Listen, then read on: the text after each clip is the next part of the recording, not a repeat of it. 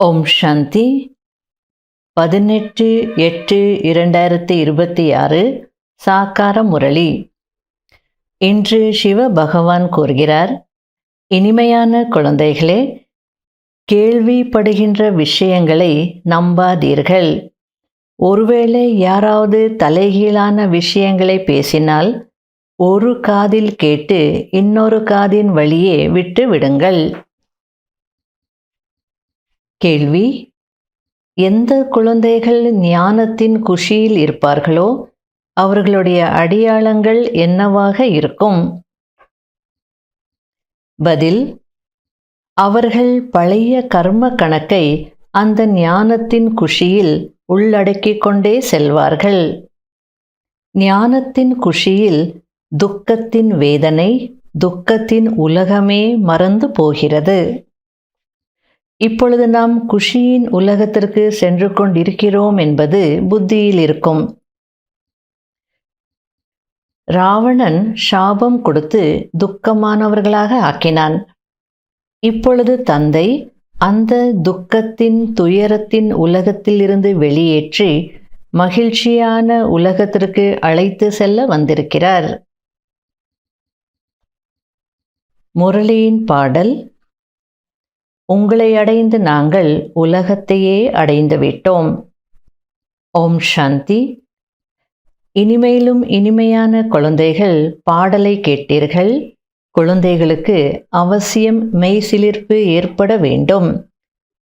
ஏனென்றால் குஷி போன்ற டானிக் வேறெதுவும் இல்லை என்று பாடப்பட்டிருக்கிறது. இப்பொழுது அனைத்து ஆன்மீக குழந்தைகளுக்கும் எல்லையற்ற தந்தை கிடைத்து விட்டார். அதாவது உங்களை அடைந்த நாங்கள் அப்படின்னா யாரை அடைந்து?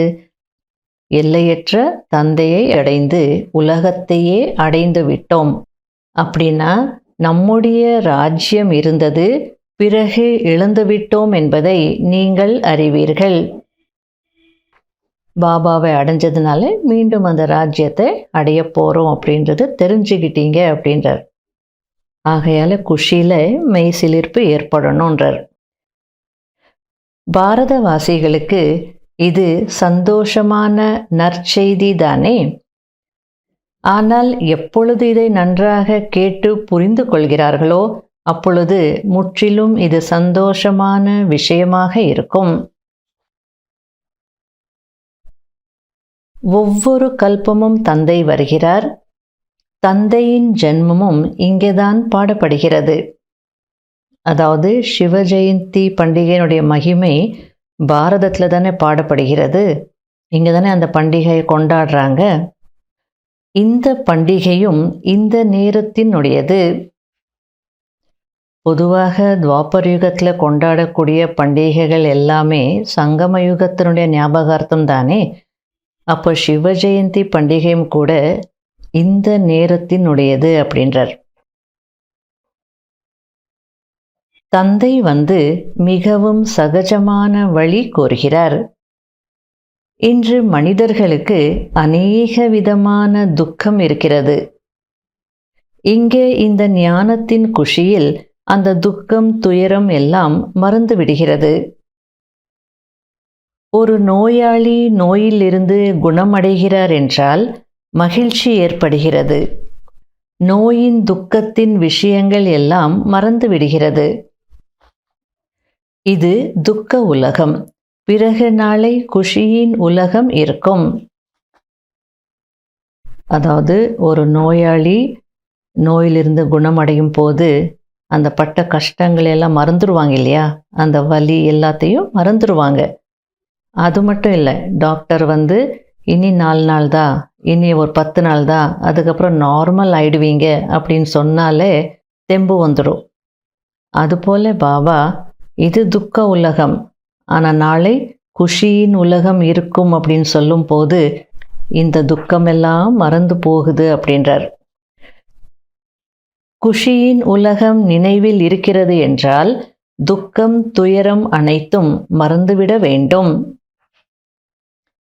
அதாவது பாபா என்ன சொல்லிட்டு இருக்கார் அப்படின்னா, அதான் நான் சொல்லிட்டேனே, இந்த கலியுகம் இன்னும் கொஞ்சம் நாட்களுக்காக தான். கொஞ்ச காலத்திற்கு தான். அதுக்கப்புறம் சத்தியுகம் வரும். நீங்க மகிழ்ச்சியா இருப்பீங்க. எந்த நோய் இருக்காது, எந்த துன்பம் இருக்காது, எந்த துயரம், வலி, வேதனை எதுவும் இருக்காதுன்னு சொல்லிட்டே இல்ல. அந்த மகிழ்ச்சியான உலகத்தின் நினைவு இருந்தது என்றால் நீங்க எல்லாத்தையும் மறந்துடணும் தானே அப்படின்றார். இது தமோ பிரதான உலகம். பல்வேறு விதமான கர்ம வினைகள் இருக்கிறது. அநேக விதமான தடைகளும் வருகிறது. இந்த தடைகள், அனுபவிக்கும் இந்த கர்ம வினைகள் எல்லாம் இன்னும் கொஞ்ச நாட்களுக்கு தான். பொறுமையாக இருங்கள் என்று பாபா தைரியம் கொடுக்கிறார். போன கல்பத்திலும் இதுபோல் நடந்தது. கர்மத்தின் கணக்கு வழக்குகளை முடிக்க வேண்டும். தந்தை மற்றும் ஆஸ்தியை மட்டும் நினைத்து கொண்டே இருங்கள். எந்த தவறான காரியமும் செய்யாதீர்கள். இல்லையென்றால் இன்னும் அதிக தண்டனை கிடைக்கும். பதவியும் குறைந்து போகும். குழந்தைகளின் வேலை ஒரு தந்தையை மட்டும் நினைவு செய்வதுதான். என்னை நினைவு செய்யுங்கள். அப்பொழுது உங்களுடைய பாவ கர்மங்கள் அழிந்து போகும். கணக்கு வழக்கும் முடிந்துவிடும் என்று தந்தை கூறுகிறார். இன்னும் கொஞ்சம் நேரம்தான் மீதம் இருக்கிறது. இது பழைய உலகம், பழைய உடல். இதை மறந்து விடுங்கள். இது ஆத்மாக்களின் எல்லையற்ற சந்நியாசம். அவர்களுடையது எல்லைக்குட்பட்ட சந்நியாசம். வீடு வாசலை விட்டுவிட்டு செல்கிறார்கள். பாருங்கள், இன்று உலகம் என்னவாக இருக்கிறது, நாளை என்னவாக ஆகும். இன்று கலியுகத்தின் முடிவு, நாளை சத்தியுகத்தின் ஆரம்பம். இரவு பகலுக்கான வித்தியாசம் இருக்கிறதல்லவா? ராவணன்தான் நம்முடைய ராஜ்யத்தை அபகரித்து விட்டான். அவன்தான் நம்முடைய எதிரி. புரிந்து கொள்ளுங்கள். ஏனென்றால் எதிரியின் கொடும்பாவியை தான் எரிப்பார்கள்.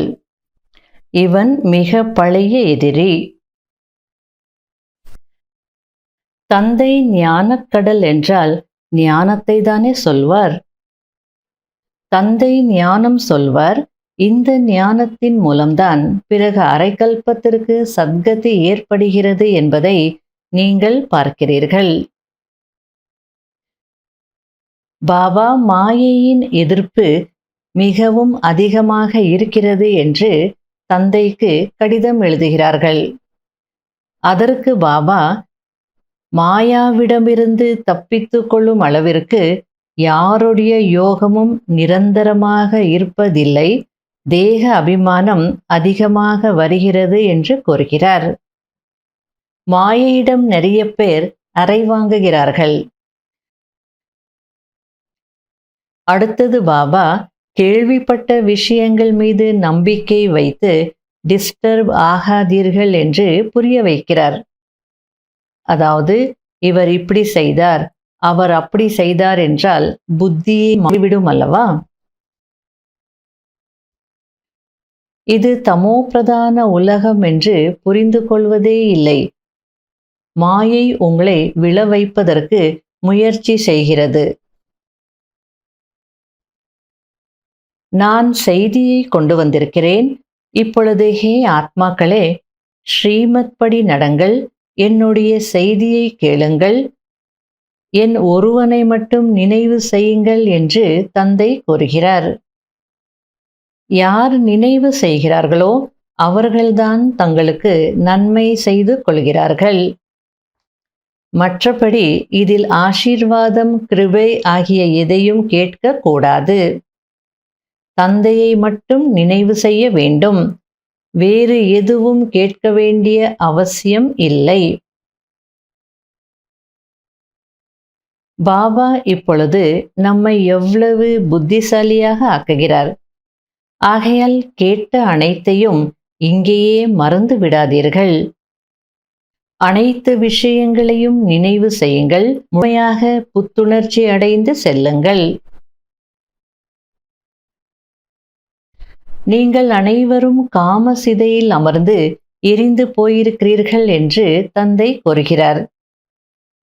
கோபத்தை சிதை என்று சொல்வதில்லை, காமத்தை தான் சிதை என்று சொல்லப்படுகிறது. அதிலும் கூட லேசான போதை, செமி போதை என்று இருக்கிறது. அதாவது காம விகாரம் இருக்கிறதில்ல, லேசான போதை அப்படின்னா இந்த கவர்ச்சி இல்லை பார்க்கறது, பேசணும்னு நினைக்கிறது அதெல்லாம் இருக்கும். சில நேரத்தில் செமி போதை அப்படின்றார், பாதி போதை இருக்கும். விகாரத்தில் ஈடுபட மாட்டாங்க, ஆனால் பக்கத்தில் உட்காரணும் தொடணுன்ற எண்ணம் எல்லாம் இருக்கும். இதெல்லாம் செமி போதை அப்படின்றார் பாபா. குழந்தைகளுக்கு தந்தை அமர்ந்து புரிய வைக்கிறார். நீங்கள் பிராமண குலத்தின் அலங்காரமாக இருக்கக்கூடியவர்கள், தேவதையாக கூடியவர்கள். முகத்திற்கு கரி பூசிக் கொண்டீர்கள் என்றால் அந்த குலத்தின் பெயரையே கெடுத்து விடுவீர்கள்.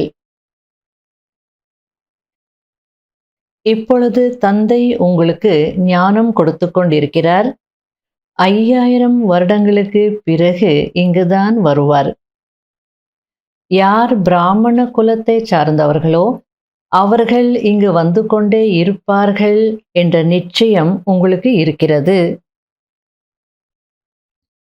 நல்லது. இனிமையிலும் இனிமையான தேடி கண்டெடுக்கப்பட்ட செல்ல குழந்தைகளுக்கு மாத்பிதா பாப் தாதாவின் அன்பு நினைவுகள் மற்றும் குட் மார்னிங். ஆன்மீக குழந்தைகளுக்கு ஆன்மீக தந்தையின் நமஸ்காரம்.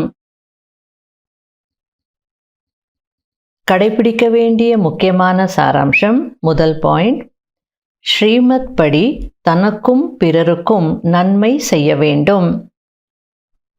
யாராவது ஏதாவது பொய்யான விஷயங்களை சொன்னால் கேட்டும் கேட்காமல் இருக்க வேண்டும்.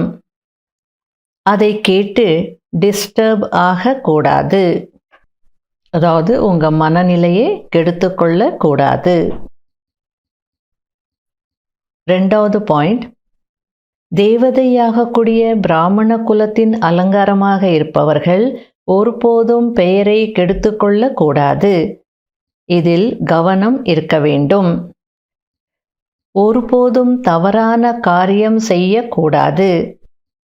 பழைய கணக்கு வழக்கை முடிக்க வேண்டும். வரதானம். போதை மற்றும் குறிக்கோளின் நினைவின் மூலம் அனைத்து கர்மேந்திரியங்களையும் கட்டளைப்படி நடத்தக்கூடிய கிரீடம் அணிந்தவர் மற்றும் சிம்ஹாசனத்தில் அமர்பவர் ஆகுங்கள். சங்கம யுகத்தில் பாப்தாதா மூலம் அனைத்து குழந்தைகளுக்கும் கிரீடம் மற்றும் சிம்ஹாசனம் கிடைக்கிறது. தூய்மையின் கிரீடமும் இருக்கிறது, பொறுப்புகளின் கிரீடமும் இருக்கிறது, அழியாத சிம்ஹாசனமும் இருக்கிறது, இதய சிம்ஹாசனத்தில் அமர்பவர்களாகவும் இருக்கிறீர்கள். எப்போது இதுபோன்று டபுள் கிரீடம் மற்றும் சிம்ஹாசனதாரி ஆகிறீர்களோ அப்போது போதை மற்றும் குறிக்கோள் தானாகவே நினைவிருக்கும். பிறகு இந்த கர்மேந்திரியங்கள் சரியையா என்று கட்டளைக்கு கீழ்ப்படியும். யார் கிரீடத்தையும் சிம்ஹாசனத்தையும் விட்டு விடுகிறார்களோ அவர்களுடைய கட்டளையை எந்த பணியாளரும் ஒருபோதும் ஏற்பதில்லை. ஆகையால் கர்மேந்திரியங்களை உங்களுடைய கட்டுப்பாட்டுக்குள்ளே வச்சிருக்கணும்னா நீங்கள் முதல்ல சீட்டில் இருக்கணும், சிம்ஹாசனத்தில் இருக்கணும், கிரீடதாரியாக இருக்கணும் அப்படின்றார். ஸ்லோகன். பலவீனமான எண்ணங்கள் தான் மகிழ்ச்சி மற்றும் திருப்தியாக இருப்பதற்கு பதிலாக கேள்விகள் நிறைந்தவர்களாக ஆக்கி விடுகிறது. ஹிந்தியில் ரைமிங்காக இருக்குது. பிரசன்னச்சித், பிரஷ்னச்சித். பிரசன்னச்சித் அப்படின்னா மகிழ்ச்சியினால் திருப்தியாக இருப்பது. பிரஷ்னச்சித் அப்படின்னா கேள்விகள் நிறைந்தவராக இருப்பது. கேள்விகள் இருந்தது அப்படின்னா அந்த திருப்தி முகத்தில் தெரியாது, மகிழ்ச்சியும் தெரியாது. அவ்வியக்த சமிகை. ஈஸ்வரிய சேவையின் பெரியதிலும் பெரிய புண்ணியம் தூய்மையை தானமாக கொடுப்பதாகும். தூய்மையானவர் ஆகுவது மற்றும் ஆக்குவதுதான் புண்ணியாத்மா ஆகுவதாகும். ஏனென்றால் ஏதாவது ஒரு ஆத்மாவை தற்கொலையிலிருந்து, அதாவது தன்னை அழித்து கொண்டு தூய்மையற்றவராக ஆகும் பாவத்திலிருந்து விடுவிக்கிறீர்கள். தூய்மையற்ற தன்மை, அதாவது விகாரம், தற்கொலையாகும். தூய்மை என்பது உயிர் தானம் ஆகும். பொதுவாக உலகத்தில் யாராவது தற்கொலை செய்துக்கிறாங்க அப்படின்னா அது பாவம் அப்படின்னு சொல்லுவாங்க. தற்கொலையிலிருந்து யாரையாவது காப்பாற்றிட்டாங்கன்னா அது புண்ணியம் சொல்லுவாங்க. அப்போ நீங்கள் செய்கிற சேவையிலேயே பெரியதிலும் பெரிய புண்ணியம் எது தெரியுமா? தூய்மையை தானம் பண்ணுவது தான். அப்படின்னா ஒருத்தருக்கு நீங்கள் தூய்மையாக வாழ்வதற்கு வழி சொன்னீங்க, அதுக்கேற்ற ஒரு சூழ்நிலையை ஏற்படுத்தி கொடுத்தீங்க அப்படின்னா அதுதான் பெரிய புண்ணிய காரியம். ஒரு ஆத்மாவை அந்த விகாரங்கள் என்ற தற்கொலையிலிருந்து காப்பாற்றிட்டீங்க, அந்த பாவத்திலிருந்து நீங்கள் விடுவிக்கிறீங்க. ஆகையால் தூய்மையை தானம் செய்யுங்க அப்படின்றார். தூய்மையற்ற தன்மை தற்கொலை, தூய்மை என்பது உயிர் தானம். ஓம் சாந்தி.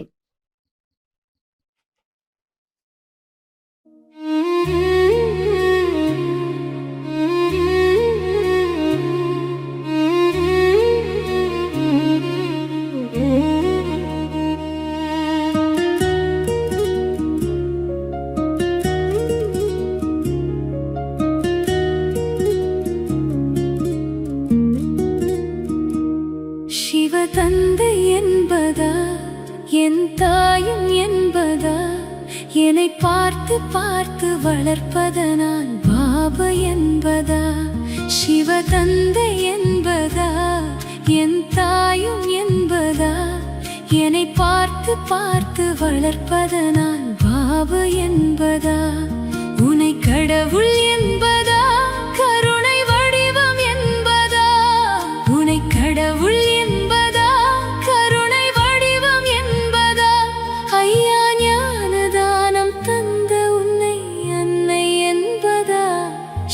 தந்தை என்பதா என் தாயும் என்பதா, என்னை பார்த்து பார்த்து வளர்ப்பதனால் பாபா என்பதா.